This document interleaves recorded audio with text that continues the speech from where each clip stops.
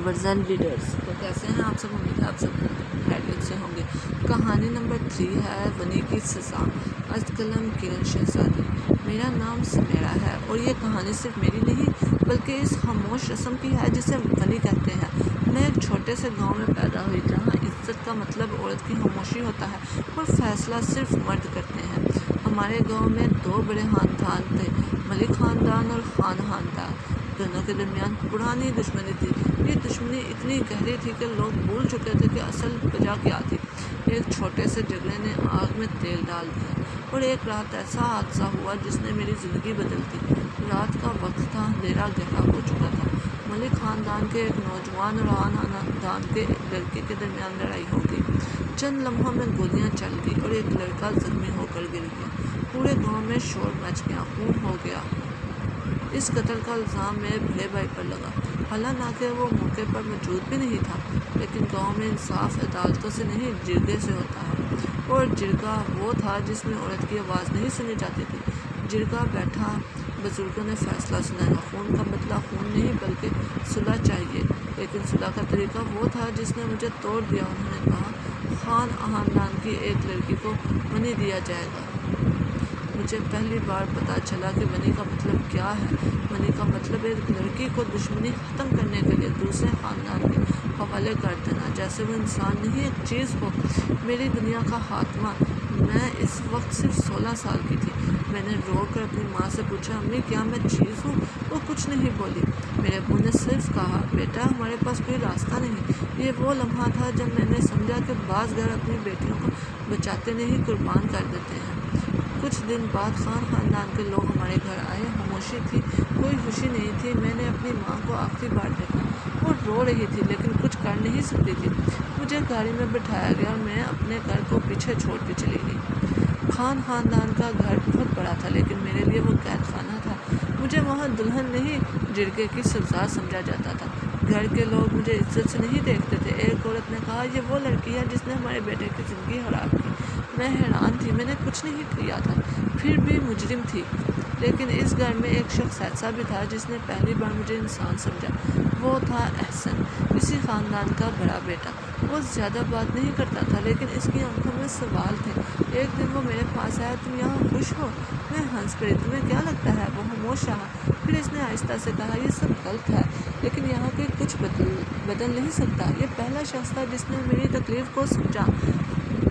میں اکثر رات کو چھت پر بیٹھتی تھی، سوچتی تھی کیا میری زندگی یہی ہے؟ کیا میں ہمیشہ کسی کی دشمنی کی سزا بھگتتی رہوں گی؟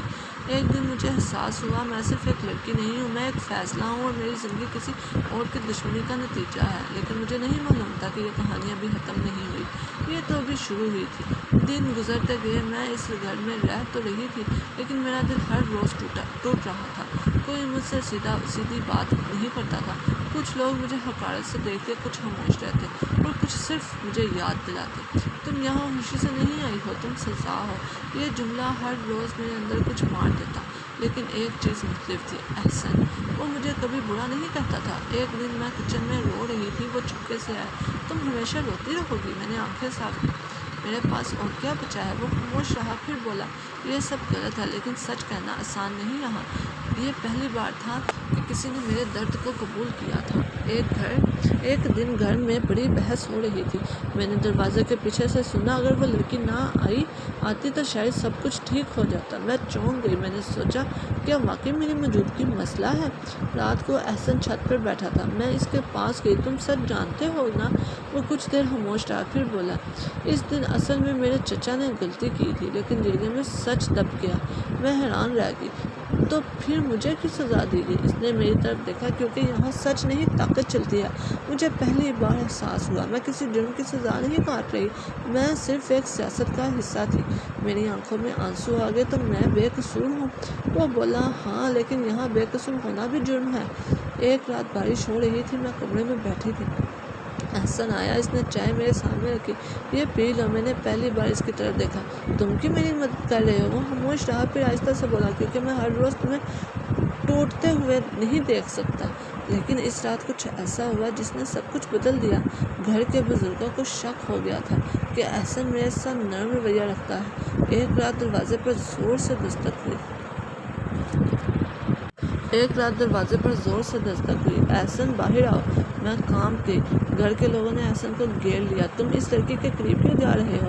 احسن نے سختی سے جواب دیا، وہ کوئی چیز نہیں ہے، وہ انسان ہے۔ یہ سن کے سب خاموش ہو گئے اور اسی لمحے میں نے پہلی بار محسوس کیا یہ جنگ صرف میرے خلاف نہیں تھی، یہ سچ کے خلاف تھی۔ اس رات میں نے ایک فیصلہ کیا، اگر میں یہاں زندہ رہی تو صرف رو کر نہیں رہوں گی، مجھے سچ کو سامنے لانا ہوگا۔ لیکن مجھے نہیں معلوم تھا یہ فیصلہ میری زندگی کو ایک اور خطرناک موڑ پر لے جانے والا تھا۔ اس رات گھر میں بہت شور تھا، بزرگ اکٹھے بیٹھے تھے اور بار بار ایک ہی بات ہو رہی تھی، یہ لڑکی اس گھر کے لیے ٹھیک نہیں۔ میں دروازے کے پیچھے کھڑی سب سن رہی تھی، میرا دل زور زور سے دھڑک رہا تھا۔ میں نے پہلی بار سوچا کیا میں یہاں سے کبھی آزاد ہو سکوں گی؟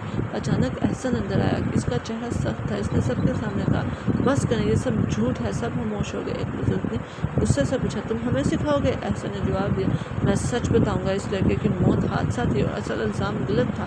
میں چونک گئی، پھر احسن نے سب کچھ بتانا شروع کیا۔ اس دن لڑائی اصل میں ایک غلط فہمی تھی، اصل مجرم کوئی اور تھا، لیکن جرگہ نے جلدی میں فیصلہ سنا دیا اور سب سے آسان راستہ کیا تھا، ایک لڑکی کو بنی بنا دینا۔ میں کام کی، میں ایک ایسے جرم کی سزا بھگت رہی تھی جو میں نے کیا ہی نہیں تھا۔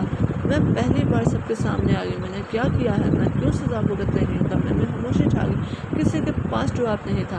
احسن نے کہا، اگر انصاف یہی ہے تو پھر یہ انصاف نہیں، ظلم ہے۔ اور وہ لوگ گھر چھوڑ کر جانے لگا۔ میں نے پہلی بار اس کی طرف دیکھا اور دل میں ایک عجیب سا خوف آیا۔ میں نے پیچھے سے آواز دی، احسن! وہ رک گیا۔ میں نے روتے ہوئے کہا، مجھے بھی ساتھ لے چلو۔ اسی رات ہم دونوں گھر سے نکل گئے، اندھیری سڑک، بارش اور ایک نئی زندگی کی امید۔